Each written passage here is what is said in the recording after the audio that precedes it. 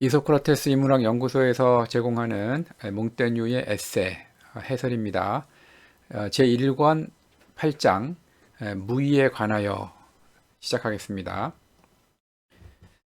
주석에 따르자면 무의로 번역이 된 우아지브테는 페트라르카가 유행시킨 개념입니다. 페트라르카는 아시다시피 르네상스기에 이탈리아의 위대한 시인이죠.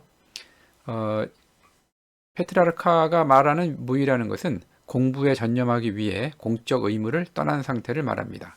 설명을 덧붙이면 이 말은 라틴어 오티움과 관련이 있습니다.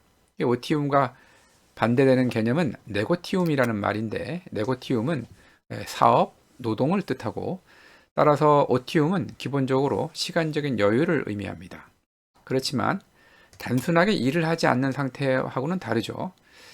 무뇨한이 쓴 그 오티움이라는 책에서는 오티움을 사전적으로 봤을 때 한가, 은퇴 후 시간, 학예 활동 이렇게 이제 소개를 하고, 핵심 의미로 나의 영혼을 기쁘게 하는 능동적인 여가로 규정을 합니다.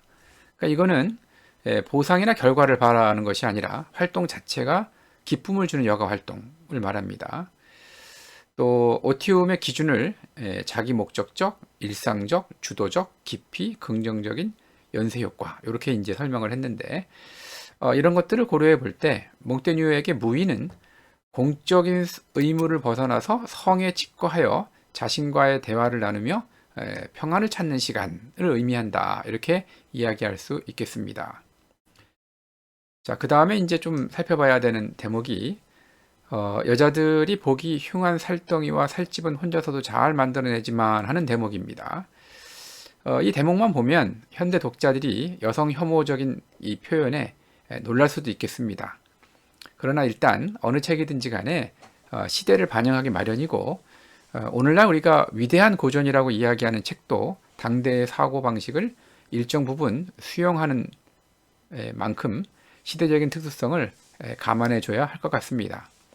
원래 이 말은 플루타르코스의 결혼에 관한 조언에 나오는 말인데, 천병희 선생님께서 번역을 하신 그리스 로마 에세이에 이 결혼에 관한 조언이 있습니다.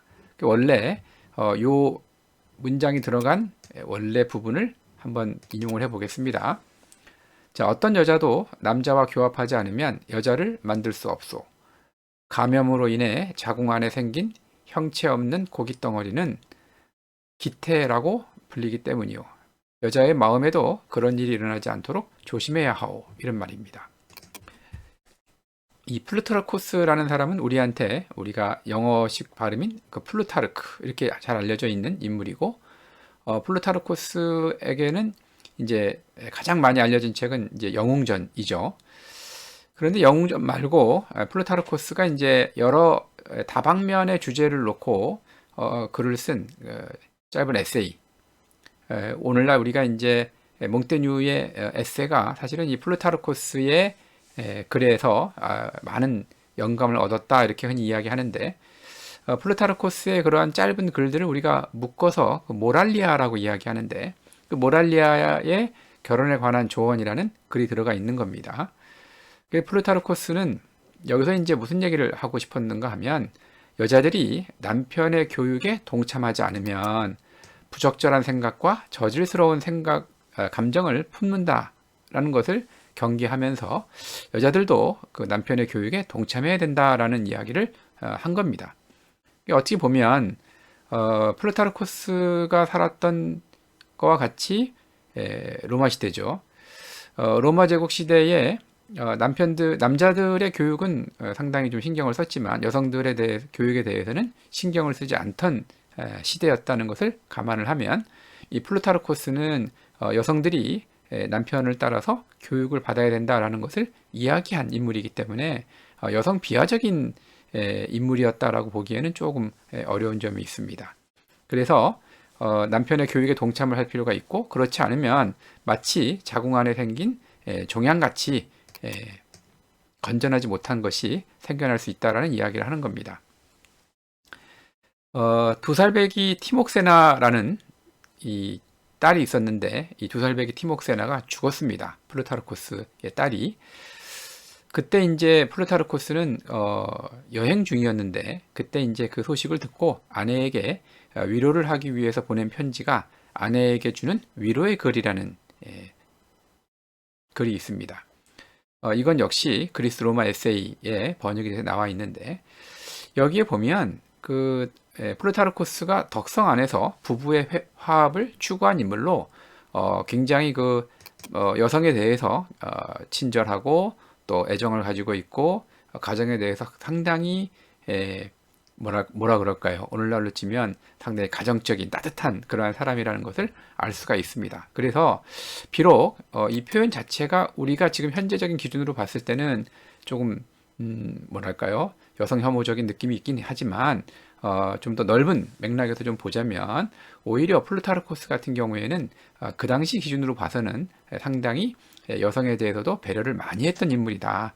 이렇게 좀 이야기해 주는 것이 좀 정당할 것 같습니다. 이런 것도 한번 좀 염두에 두시기 바랍니다. 자, 이런 것을 염두에 두면서 본문을 좀 간단하게 살펴보겠습니다. 첫 번째 문단에서 몽테뉴는 훌륭한 조건이 적절한 결과를 얻기 위해서 필요한 것들을 세 단계에 걸쳐서 설명을 합니다. 우선은 기름진 땅은 적절한 씨앗이 필요하죠. 자식을 얻기 위해서는 여성의 자궁과 남성의 정자가 결합하여 수태해야 한다라는 거죠. 그것처럼 어떤 결과물을 얻으려면 정신의 굴레를 씌워서 어떤 주제에 몰두해야 한다. 그렇지 않으면 정신은 길을 잃은 영혼처럼 무한한 망성을 만들어냅니다. 그리고 바로 이러한 무한한 망상이 몽테뉴를 괴롭게 한 거죠. 자, 그렇기 때문에 몽테뉴는 공직에서 물러나서 좀 한가한 시간을 보내려고 했지만 1571년도에 이제 자기가 은퇴를 해서 몽테뉴의 그 성에 이제 집거를 하면서 이제 은퇴를 했는데 굉장히 여러 가지 자기가 예상하지 못했던 것보다 무한한 망상이 자신을 괴롭히니까 자신이 서재에 집거하면서 사색과 이제 글을 쓰는 생활을 시작을 한다라고 밝히는 대목이 바로 이 에세이의 내용이 되겠습니다. 그래서 81페이지에 보면 최근에로 시작을 하는 문단이 있는데 여기서 말하는 최근이라는 것은 1571년을 이야기하는 거죠. 자, 그때 그 사람이 그러니까 몽테뉴가 추구했던 바람은 뭐냐면 호젓하고 편안한 은퇴, 완전한 여가 상태. 우리가 앞에서 오티움이라고 이야기했던 거죠. 자신과의 여유로운 대화, 마음의 평정, 뭐 이런 것들 같은 평화였던 것 같습니다. 하지만 앞에서 말씀드렸다시피 실제로는 고삐 풀린 말처럼 잡다한 상념거리가 그를 이리저리 괴롭히니까 자신이 이제 그것을 정리하기 위해서 훗날 내가 그 당시에 왜 그랬지? 라는 것을 되돌아보기 위해서 글을 쓰기 시작을 했고 바로 그것이 우리가 오늘 읽고 있는 에세다. 이렇게 이야기할 수가 있겠습니다. 그래서 에세이의 성격에 대해서 에세이의 저자 자신이 자신의 글이 어떤 성격인지를 밝히는 그러한 글이 되겠습니다. 한마디로 이야기하자면 완전한 무의 상태에서 쓴 글이 바로 에세이가 되겠습니다.